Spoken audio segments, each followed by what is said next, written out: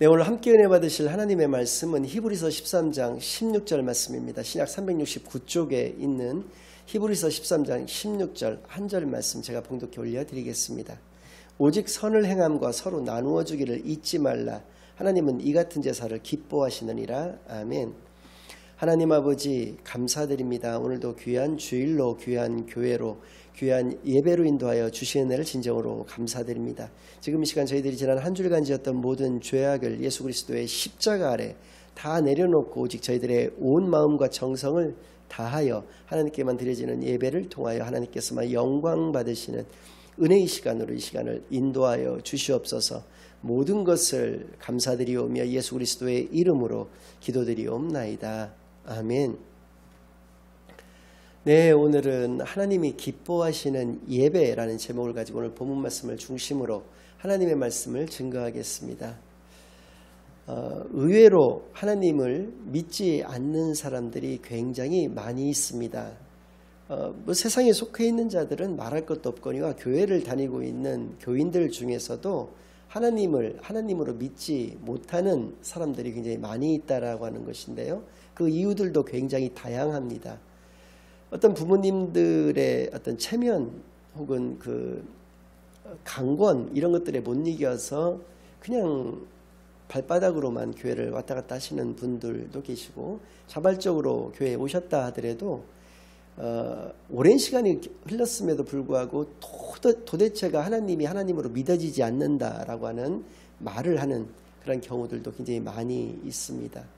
하나님을 믿는다라고 하는 것은 눈을 우리가 맞는 거와 같다, 이렇게 여러분들에게 비유로 좀 말씀드릴 수가 있을 것 같은데요. 우리가 눈을 맞기 위해서는 두 가지 전제 조건이 필요합니다. 첫 번째는 눈이 존재해야 하는 것이죠. 당연한 얘기지만, 두 번째는 그 눈이 존재하는 곳으로 우리가 나아가야 한다라고 하는 것이죠. 아무리 눈이 한방눈이 내리고 있다 하더라도 집 안에서 그것을 바라보고 있으면은 눈이 어떤 건지 잘 모를 수가 있습니다. 밖에 나가서 실제로 그 눈을 마저 봤을 때 그 눈의 느낌이라든지 그 눈을 알게 되어지는 것이겠죠. 하나님도 이와 마찬가지인 것 같습니다. 우리가 하나님을 믿기 위해서는 하나님이 존재하셔야 되는 것이고요. 하나님이 존재하는 곳을 우리가 나아갈 수 있어야 한다, 이렇게 보일 수 있는데요. 하나님께서는 우리에게 요한복음 1장 18절을 통해서 이렇게 말씀해 주십니다. 제가 봉독해 올려드리겠습니다. 본래 하나님을 본 사람이 없으되 아버지 품속에 있는 독생하신 하나님이 나타내셨느니라. 유사이래로 오늘까지, 앞으로도 마찬가지입니다만 하나님을 직접 볼 수 있는 사람은 없습니다. 그러니까 우리가 하나님께서 존재하시는지 안 하시는지를 알 수 있는 방법은 없다는 것이죠. 그래서 분명하게 하나님은 말씀하여 주셨습니다. 없지만 하나님 품속에 계셨던 독생하신 하나님을 나타내어 주셨다. 즉 성부 하나님과 성자 하나님, 성령 하나님, 이렇게 삼위일체 하나님이 계시는데, 그 중에서 독생자 외아들 성자 하나님을 우리에게 육신으로 보내주셔서 우리 앞에 나타내어 주셨다라고 하는 것입니다. 그러면 예수님, 결국은 하나님이 존재하신다라고 하는 것을 무엇으로 설명할 수 있느냐? 예수가 그리스도로 이 땅에 오신 것, 즉 복음으로서 설명할 수 있다라고 하는 것이고요. 이 복음이라고 하는 것을 두 가지로, 또 두 단어로 얘기한다라고 하면 십자가와 부활이라고 말씀을 드렸었는데, 이 예수님이 이 땅에 육신으로 오셨고 십자가상에서 죽으신 분이 맞느냐라는 것을 검증해야 될 것입니다. 두 가지 방법이 있는데요. 첫 번째는 어떤 역사적인 사실을 우리가 정확하게 알기 위해서는 2차 자료나 3차 자료를 통해서는 알 수가 없습니다. 왜냐하면 1차 자료에 그것이 각색이 되어졌거나, 그러니까 부풀려졌거나 축소되었을 위험이 언제든지 도사리고 있기 때문에 이것 가지고는 신빙성이 없는데, 그 역사가 일어났던 그 시대에 살았던 사람들의 증언, 그것이 바로 그것을 기록으로 남겼을 때 그것을 1차 자료라고 얘기할 수 있는데, 1차 자료, 즉 로마의 역사가들, 예수님이 이 땅에 오셨을 당시 그리고 죽으셨을 당시에 로마의 역사가들과 유대인들의 기록, 기록에 분명하게 남아 있다는 것이고요. 두 번째는 반기독교 역사가들의 증언이 있습니다. 반기독교 역사가라고 하는 것은 예수님을 믿지 않는 역사가들을 의미하는데요. 우리가 알 수 있는 유명한 세 사람이 있는데, 첫 번째 독일의 게르트 리데만이라고 하는 사람이 있어요. 그리고 파울로 프레드릭슨이라고 하는 사람이 있고, 존 도미닉 크루산이라고 하는 그러한 반기독교 역사가들의 증언은 이구동성입니다. 예수님이 이 땅에 오셨고 빌라도 그 통치하에서 십자가상에서 처형당하신 것은 재론의 여지가 없다, 이견이 있을 수 없다라고 분명하게 얘기한다는 것이죠. 이분들도 2000년 전에 살았던 분들이 아니기 때문에 역사가들은 통상 이런 경우에 특히 예수를 그리스도로 믿지 않는다라고 하면 이런 경우에 불가지론을 펼칠 수가 있습니다. 즉 우리는 알 수가 없다라고 해서 두리뭉실하게 넘어갈 수가 있는데, 다만 이러한 자료들에 의해서 이러한 사실이 있는 것으로는 나와 있다, 뭐 이런 식으로 얼버무릴 수가 있는 것인데, 이것이 재론의 여지가 없다는 것이죠. 이견이 있을 수 없다라고 이구동성으로 반기독교 역사가들도 증언을 하고 있다라고 하는 것이죠. 그러니까 예수님이 이 땅에 오셨고 십자가에서 죽으신 거에 대해서는 다른 얘기를 할 필요가 없다라는 것입니다. 그건 역사적인 사실이다라는 것이고요. 그러면 왜 예수를 그리스도를 믿어야 하는가라는 질문이 우리에게 있을 수 있습니다. 요한복음 3장 16절에 그 답이 있는데요. 하나님이 세상을 이처럼 사랑하사 독생자를 주셨으니 이는 그를 믿는 자마다 멸망하지 않고 영생을 얻게 하려 하심이니라 라고 분명히 말씀하고 계십니다. 즉 멸망과 영생의 문제, 이것이 심판의 문제라고 얘기할 수도 있는데, 어쨌든 멸망과 영생의 문제의 유일한 해답, 예수 그리스도밖에 계시지 않는다라는 것이죠. 멸망과 영생을 다른 말로 구원의 문제라고 얘기할 수 있는데, 구원의 문제의 유일한 해답은 예수님밖에 계시지 않기 때문에 예수를 그리스도로 우리가 믿는 것이다 라는 것이죠. 히브리서 9장 27절 말씀, 한 번 죽는 것은 사람에게 정하여진 것이요 그 후에는 심판이 있으리니, 이 앞문장에 대해서는 어느 누구도 반론을 제기하지 못할 것입니다. 사람이 한 번 이 땅에서 태어났으면 언젠가는 죽는 것이죠. 그러니까 시작과 마지막이 반드시 있게 된다라는 것이죠. 그런데 뒷문장에 대해서는 이견이 나올 수가 있습니다. 그 후에는 심판이 있다라고 하는 것은 그 너희들의 이야기 아니겠느냐라고 이 의견을 제안할 수도 있겠지만, 우리 복음이 유일한 진리라고 하는 것은 두 가지로 증거되어질 수가 있는데, 첫 번째는 굉장히 간단하고 쉽습니다. 5단어로 여러분들에게 말씀을 드릴 수가 있는데, 첫 번째는 우리 인간들은 누구나가 죄인으로 태어나서 죄인으로 살다가 죄인으로 죽는 존재라고 하는 것이죠. 그래서 인간이 죄인입니다. 그러나 디모데전서 2장 4절 말씀을 보면 모든 사람들이 믿음 가운데 이르기를 하나님이 원하신다라고 해서 알 수가 있고요. 방금 전에 암송해드린 요한복음 3장 16절 말씀을 통해서도 하나님이 세상을 이처럼 사랑하셔서 독생자 외아들을 우리에게 그리스도로 주셨다라고 하는 것을 말씀해 주신 것처럼, 우리가 분명히 알 수 있는 것은 우리는 영원히 죽을 수밖에 없는 죄인이지만 하나님이 우리를 사랑하신다라고 하는 것이죠. 또 이 사랑의 증거, 결과가 무엇이냐? 예수님이시다라는 것이죠. 예수님을 이 땅에 육신으로 보내주신 것이죠. 그리고 십자가에서 죽게 하신 것이고 부활하게 하여 주신 것인데 예수님이라는 것이죠. 이 예수님을 그리스도로 믿기만 하면, 즉 믿음을 통해서 우리는 영원한 구원에 이르게 된다라고 하는 이 5가지 단계라고 할 수도 있고 단어라고 할 수도 있는데, 이것으로서 복음을 설명할 수 있다는 것입니다. 복음과 사랑과 예수와 믿음과 구원이라고 하는 것으로 복음에 대한 설명이 모두 끝나버리고 맙니다. 그런데 중요한 것은 무엇이냐면, 간단할 뿐더러 이 과정 속에서 하나님이 우리에게 바라시는 것이 그 어떤 것도 없다라고 하는 것이죠. 바라는 게 있다면 그것은 이단이다라는 것입니다.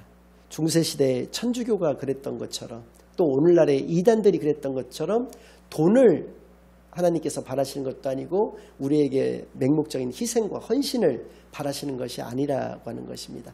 우리가 시험을 쳐서 어려운 시험을 통과해야지 구원을 받는 것도 아니고요.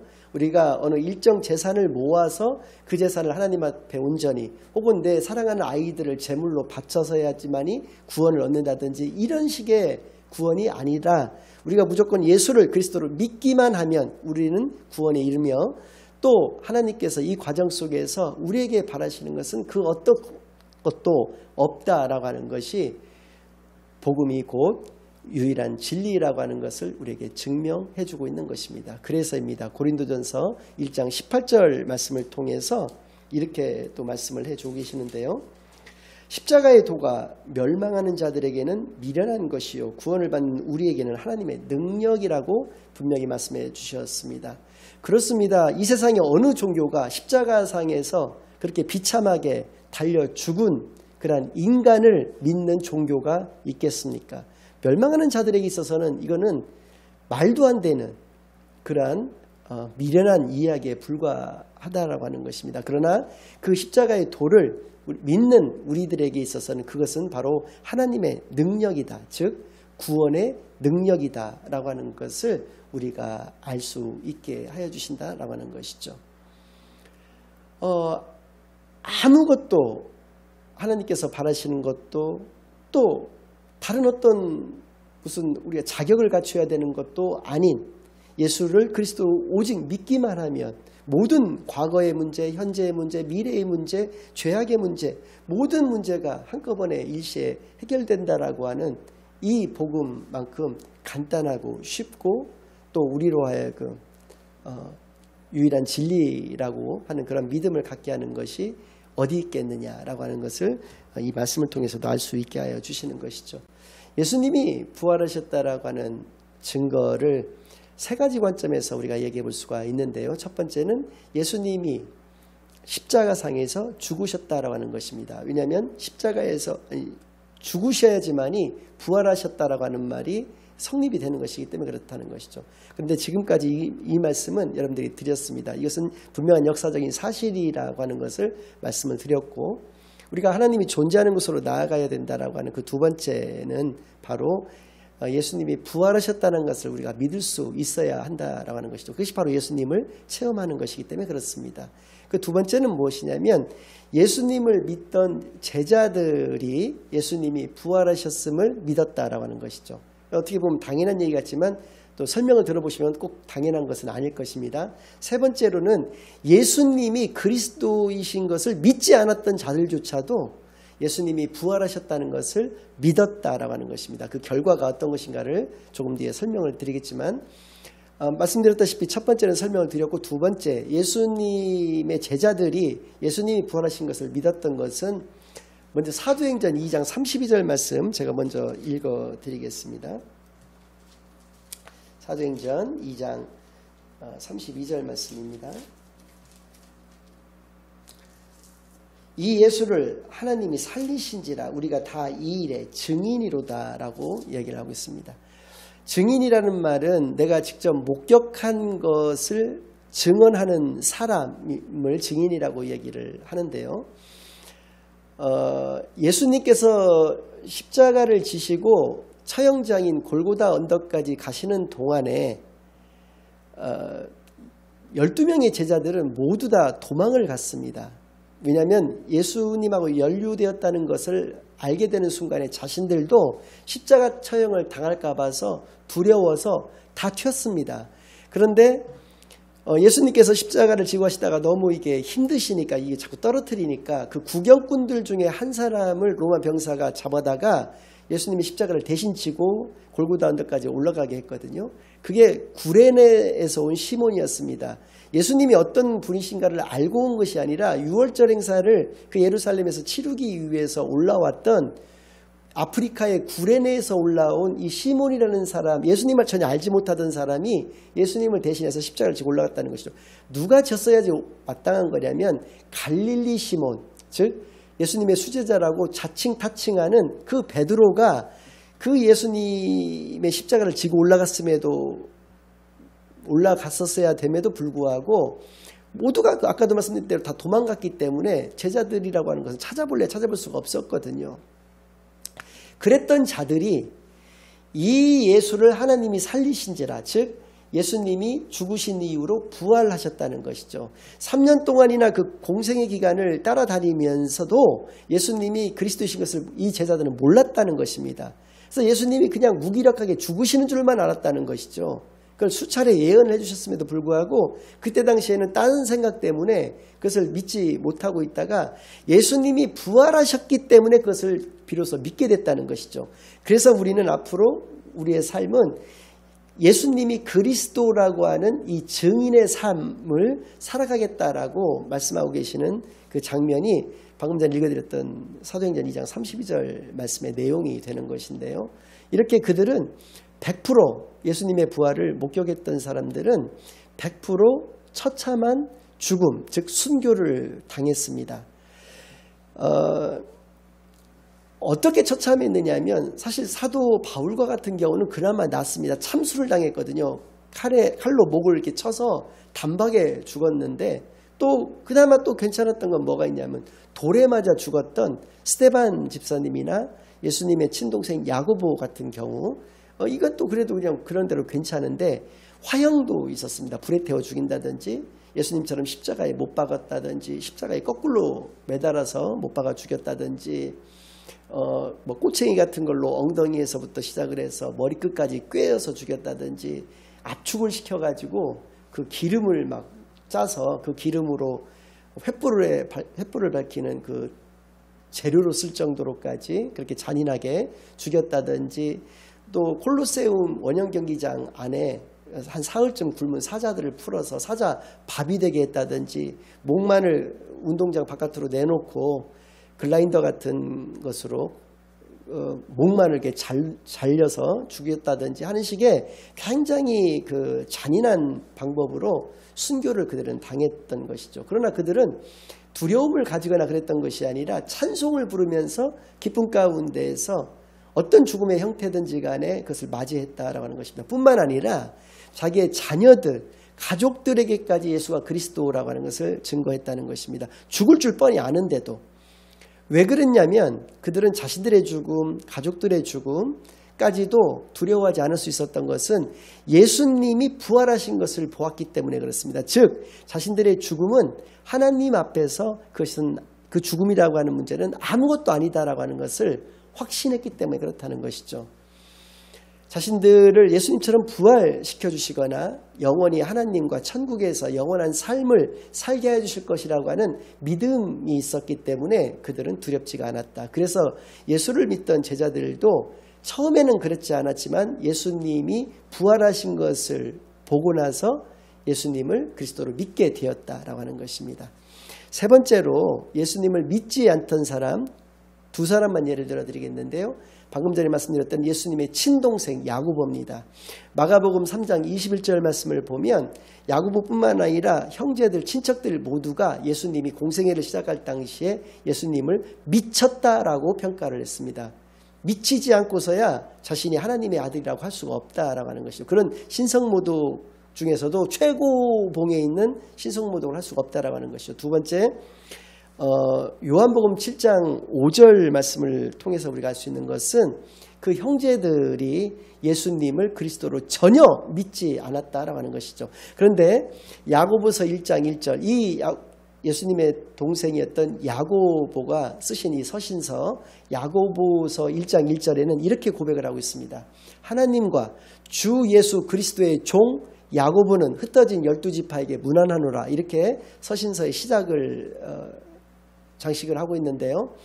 하나님과 예수 그리스도의 동생 야고보가 아니라 예수 그리스도가 자신의 주라는 것이죠. 주님이시라는 것입니다. 그리고 그분의 나는 종이다. 즉 노예일 뿐이다 라고 자신을 소개를 하고 있다는 것이죠. 즉 예수님의 그 야고보가 이렇게 180도로 미쳤다라고 하고 믿지 않았던 야고보가 예수 그리스도가 주님이시고 자신의 주인이시라고 하고 자신은 노예라고 이렇게 할 수 있었던 이 태도 변화의 근본적인 원인은 야고보 앞에 부활하신 예수님이 나타나셨고 그 부활하신 예수님을 경험했기 때문이다라는 것이죠.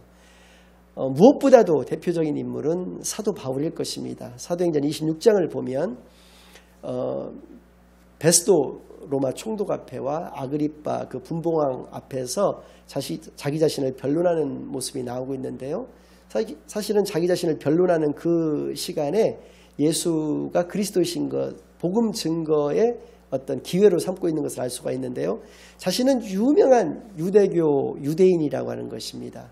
자기를 모르는 사람은 없다는 것이에요. 왜냐하면 예수가 그리스도인 것을 탄압하는 그 선봉에 항상 서 있었기 때문에 그렇습니다. 스데반 집사님이 순교하실 때에도 맨 앞에 있었던 사람이 바로 사도 바울이었고요. 그날도 다메섹이라고 하는 지금의 시리아의 다마스커스라고 하는 곳에서 예수가 그리스도이신 것을 믿는 사람들의 모임이 있다는 소리를 듣고 그들을 다 잡아 가두기 위해서, 그들을 다 죽이기 위해서 가던 도중에 부활하신 예수님을 그가 만난 것입니다.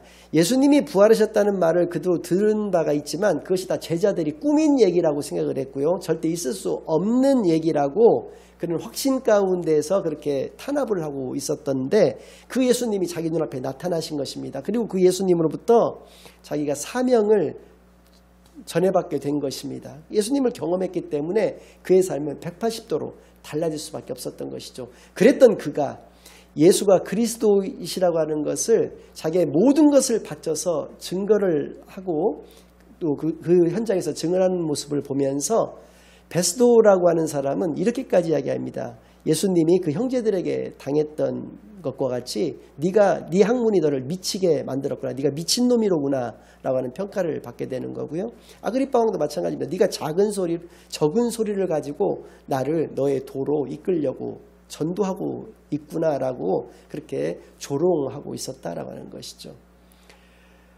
오늘 우리가 살펴봐야 될 것은 그렇습니다. 우리가 예수님을 이미 2000년 전에 부활 승천하신 그 예수님을 우리가 체험하기 위해서는 어떻게 해야 될 것인가? 두 가지 방법이 있습니다. 우리에게 하나님의 말씀으로 이 성경을 우리에게 주셨습니다. 이 안에 예수님께서 그리스도시라고 하는 것이 곳곳에 증언되어지고 있습니다. 이 말씀만 가지고 부족할 수가 있죠. 그래서 예수님께서는 또 다른 보혜사를 우리에게 주시고 승천하셨던 것입니다. 그 또 다른 보혜사 성령 하나님께서는 우리 가운데 내주하시고 우리 가운데서 역사하시면서 우리를 인도하여 주시는 것이죠. 그래서입니다. 오늘 본문 말씀을 결론으로 말씀드리고자 하는데요. 오직 선을 행함과 서로 나누어 주기를 잊지 말라. 하나님은 이 같은 제사를 기뻐하시느니라. 오늘 설교 제목과 같이 제사는 오늘날의 개념으로는 예배가 될 것인데요.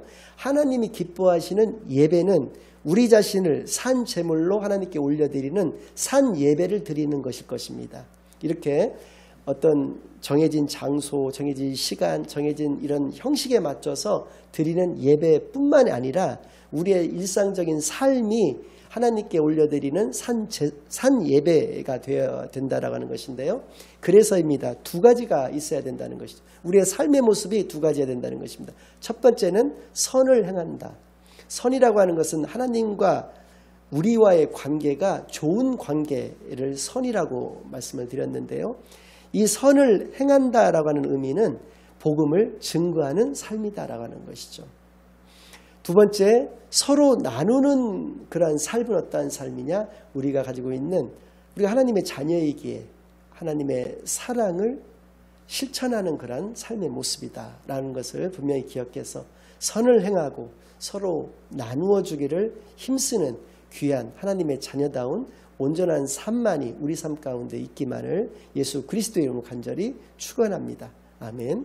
이제는 우리 주 예수 그리스도의 은혜와 아버지 하나님의 극진하신 사랑과 성령 하나님의 내주, 인도, 역사, 교통하심이 복음 증거와 사랑 실천의 귀한 삶만을 살아가기로, 그래서 하나님께서 기뻐 받으시는 온전한 참 예배자의 삶을 살아가기로 다짐하고 결심하고 돌아가는 모든 사랑하는 주의 자녀들과 그 가정 위에 이제로부터 영원까지 항상 함께 있을지어다. 아멘.